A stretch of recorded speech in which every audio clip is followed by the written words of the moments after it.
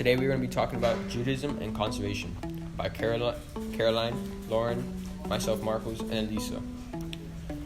Judaism decree moral treatment of animals over which you exercise direct control.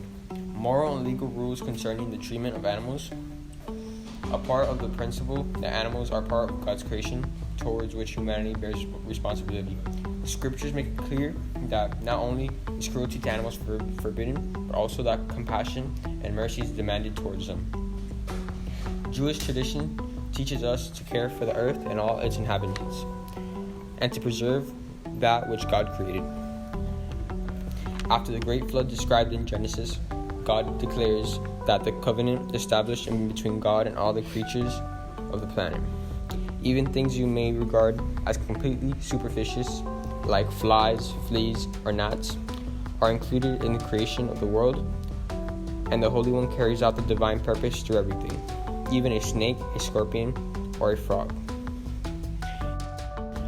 In later rabbinic literature, the laws regarding treatment of animals is referred to as prevention of cruelty to animals.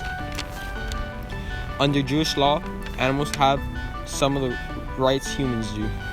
Animals rest on Shabbat just like humans do. We are forbidden to muzzle an ox while it's working in the field, just as we must allow human workers to eat from the produce they are harvesting. The sacred texts teach the humankind that it has an obligation to improve the world for future generations. Jewish traditions encourages families and communities to reduce their waste and make smart consumer choices by investing in companies that do not pollute and support. The sacred texts teach that humankind has an obligation to improve the world for future generations.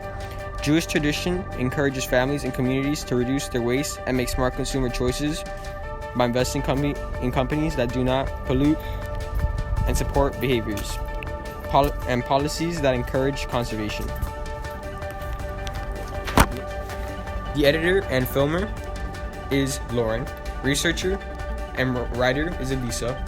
The artist is Caroline. And the narrator is myself, Marcos.